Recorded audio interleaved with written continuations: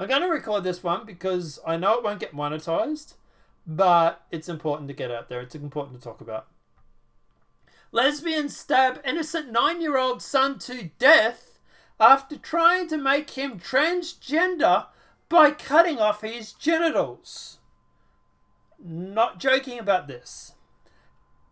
Just in time for Pride Month, a pair of lesbians from Brazil celebrated their true selves by murdering their 9-year-old son, whom 1 year prior to they tried to make transgender by forcibly cutting off the now deceased boy's private parts and carving a makeshift vagina in its place. The horrific event took part less than 1 month after National News editor Mike Abrams publicly predicted this new wave of LGBT progressive horrors. Precisely describing that the progressive parents would begin physically harming their own babies and to slice the gender organs that predicted, detailed in this article on Natural News.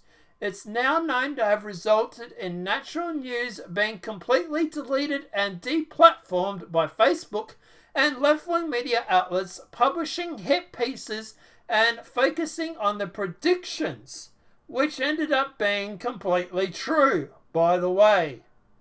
Once again, Adams turns out to have been completely accurate in seeing exactly where the LGBT insanity was headed.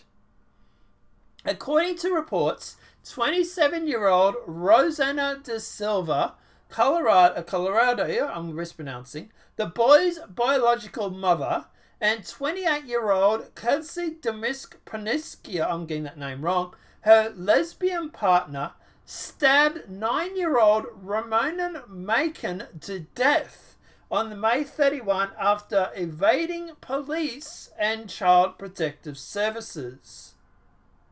The father of the young Redern had desperately been trying to save his son from the clutches of the boy's deranged LGBTQP mother and her partner, who reportedly moved across the states and across the country to avoid being caught.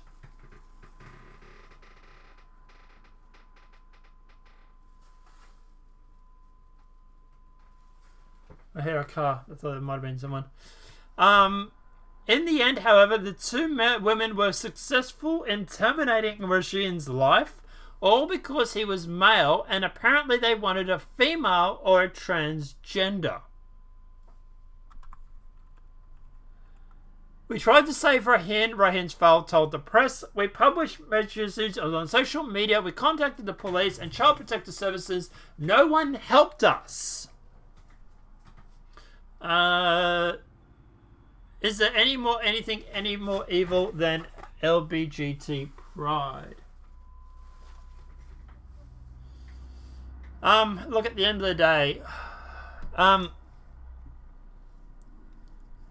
boy. Probably not. Probably not, Trip. No. Yeah, they did this to their kid. One of their kids, anyway. One of the kids. One of the mother's kids. I don't know what to say to this. I don't know what I can say to this. Like, you've obviously got to have mental issues if you start going through and sawing off your kid's genitals because you want a transgender child. It's freaking disgusting. It really, really is. I would be infuriated if this was my kid. Imagine, like the father, the poor father, like, not only has he tried to raise awareness about this, he begged police, Child Protective Services. No one took notice. All I can say is, frigging lawsuit.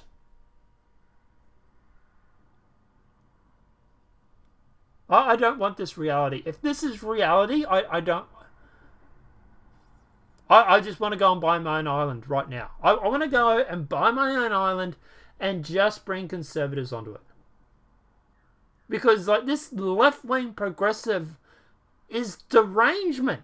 It is absolutely sick that parents would do this to their kids. And not only that, what is social media's response? Ban the people that made the prediction about this happening. Let's go through and let's ban the website, the natural news editor Mike Adams. Oh, it was Mike Adams. Oh yeah. Let's ban him off the internet. Why? Well, because he's telling things that we don't like. He's censoring, he's raising awareness on the dangers of our society, of our group.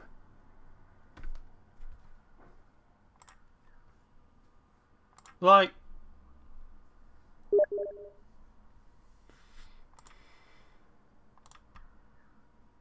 I can't believe it. It's friggin' disgusting. It really, really is. Reports came out. Reports explained that prior to being murdered, Ryan had been sexually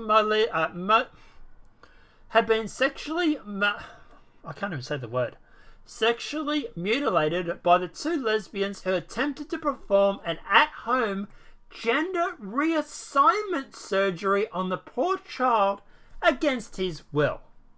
Brazil's Child Protective Services revealed that Regine had a kind of sex change surgery after removing the penis.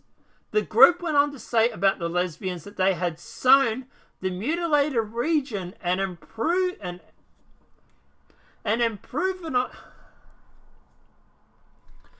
improvised a version of a female genital organ, making a cut in the groin.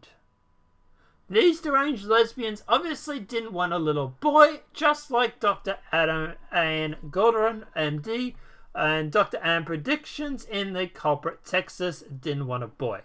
Those anti-male sentiments began the hallmark of the culture of the LGBTQ, whatever thing. This is all mad sickness being paraded as love and tolerance, suggesting that modern society has all but reached an end, where an innocent child have no choice but to be subject to the worst kinds of LGBTQ indoctrination, and to the child molesting pedos behind it, you know you're fine and brimstone is about to come raining down with vengeance. Well, I don't share that sentiment. I want to believe in hell and heaven and God and all this sort of stuff, because people like this will get some sort of torture when they're killed and died or expire, whatever you want to say. But I want to believe it, but I have no proof of it. So my argument at the moment is that until I see proof otherwise, there's this life that we have, and once you die, that's it. Until I see other proof on... This is my view. And at the end of the day, I don't think people like this are going to suffer. I don't think they're going to go to hell and have this torture and fire and brimstone and everything that people so desperately are clinging to. I really don't. And I hate to say it, but thank God this kid was killed. Can you imagine living with this your whole life? Like, holy shit. Even the mentally disabled are being targeted by LGBTQP perverts for adoption in the rainbow lifestyle. The most innocent among us being preyed upon. This is what demonic possessions look like, wrote one on How to Radio commenter about the latest innocent involving LGBTQP. I think they put the P there because of pedos. I think that's an opinion by News War, which is InfoWars. So I just want to sort of stick to the facts of this case. I don't want to sort of go putting too much... Yeah. It's also less conspiratorial. The effect of both liberals. Alright, so why are many lesbians murdering these children these days? It's important to remember this is hardly an isolated case. Against innocent children. Last year, another lesbian couple committed murder-suicide against themselves and their 6 children by driving a family of vehicles off a California cliff into the Pacific Ocean. Allowing children to be adopted by lesbians and homosexuals is child abuse, wrote one commenter at ffist.com about this duly horrific incident.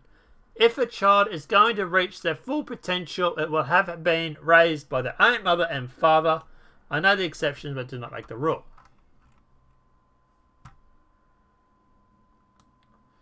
So, yeah.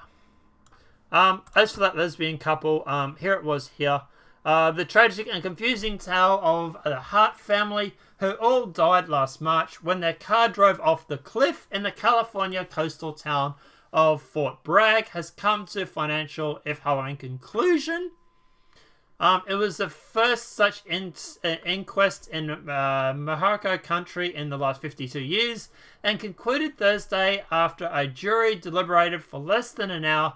The jurors ruled that the crash was the result of murder-suicide pact, that both women, Jennifer and Sarah Hart, both 38-year-old, were complicit in the deaths of their 6 adopted children and their mutual suicide, as the Associated reports. Jennifer Hurt, who was behind the wheel of the SUV before it flew off the cliff at high speed, had a blood alcohol level of 0.102 at the time of her death, the equivalent of about 5 shots. It's said that she rarely drank. Sarah Hart had 42 doses of generic benzodiazepine in her system, and all the children had been dosed with Benadryl in some form. Police were able to do a forensic search of Sarah's cell phone and found that she had been doing Google searches for things like, can 50 mgs of Benadryl kill a 120-pound woman? And is death by drowning relatively painless? She had tried erasing her search history, but was discoverable nonetheless, although authorities also learnt that the Hart sometimes administered Benadryl to the kids on long car trips to help them sleep. It's believed that Sarah Hart purchased the Walmart brand of Benadryl Equate during the family road trip from Washington State. It was also reported last April via the SUV's onboard computer, Jennifer Hart had apparently accelerated 90 up to miles per hour in a 70-foot span without braking. Authorities recovered the bodies of Marcus, 19, Hannah, 16, Jeremiah, 14, Abigail, 14, and Clarence, 12. 15-year-old Devi's remains were never found, but is presumed dead. Coroner's inquests are typically used only in cases involving high public interest like officers-involved shootings and in-custody deaths. But the decision was made to employ by one of her because of the mysterious circumstances and number of children involved. By the way, apparently she was also running away from Department of Services.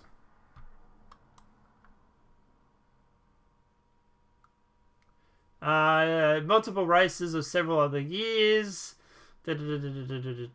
Especially proud when a photograph of Devon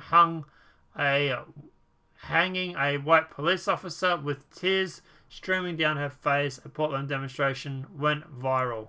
So Jennifer Hart was especially proud when a photograph of Denver.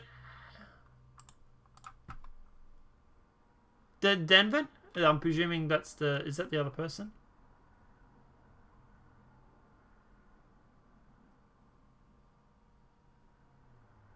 No.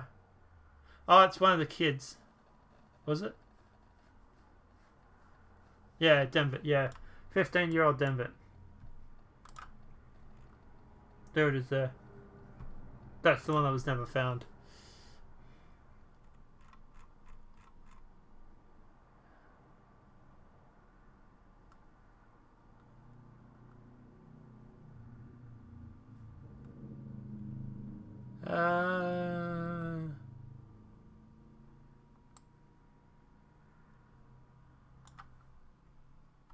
So here, as CHP investigator, Jack States told the AP, both decided that this was going to be the end. If they couldn't have their kids, nobody was going to have them. So after a social worker visited the Hart home on March 23rd, 2018, following a neighbour's tip, the Harts apparently conspired to end their own lives and take the children with them. Rather than risk losing custody of them, they left together the following day, March 24th, and authorities believe they did not have a clear plan at that point. The car was found the morning of March 26th, hundreds of miles south. So at the end of the day, they were being investigated by the Department of Child Protective Services. I wonder why they did it. Like they said, we can't have the kids, nobody will. And this is another case of it. Another case of lesbians who went through and have hurt or injured children. Like, holy shit. And people wonder why the right and conservatives and people like me who are centrists are generally against this sort of stuff. You know? Not only that, but what about the kids that, for example, people have to grow up with a solid figure in their life, a solid father figure in their life. These kids aren't going to have that. They're going to have two mums. Where's the dad influence going to come from? Who's going to teach these kids how to play football? Who's going to teach these kids how to build a cabinet? Me and my dad, the past 3 weekends, right? We've been building a kitchen. And it's probably the most father and son time that was spent in a while. If I don't have a dad in my life, which obviously I do, but, obviously we don't normally go through and build cabinets, is what I'm saying. But, and full disclosure, I have a fairly good relationship with my dad. I'm not saying I don't. But, I'm saying, like, we've spent 8 hours a day, sort of thing, like, for 3 weekends, 2 days a weekend, building cabinets, right? It's the most amount of time we spent together. It's been great. It's been fun. It's been great building cabinets and that with my dad. How are these kids going to grow up doing that if they don't have that father figure in their life? Who's going to teach them how to play rugby? Who's going to teach them how to shave? These women sure as shit don't do it. Who the hell's going to teach these kids how to build a cabinet, change oil in their car, change the water in their car? I have a leaky tap at the back of my house, right? And I was talking to my dad about it, and I was saying to him that we need washers to go through and to change it because the washer's been screwed out, whatever it is. My mum's response, because my mum knows everything, was just keep turning it off until you turn off the tap. So just get some pliers and just keep turning it until you screw the guts out of the washer.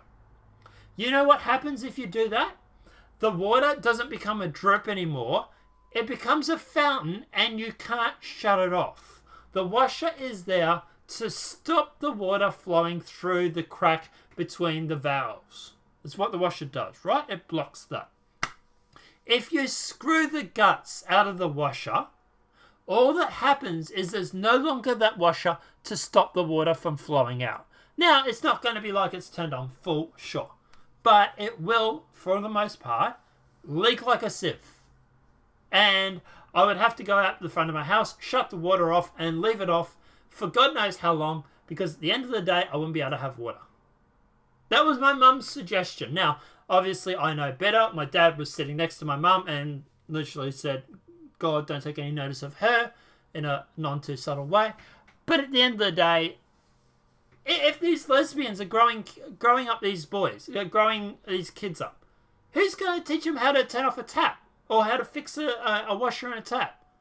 Because I tell you what, if these lesbians are anything like my mum, they're sure as shit not going to be able to do it.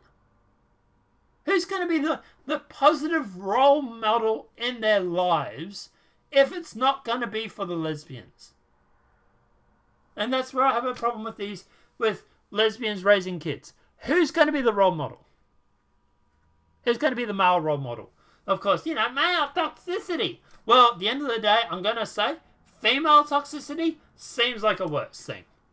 This is literally the case of the women who wanted to turn their kid into a eunuch, and then when that didn't work, they stabbed him to death.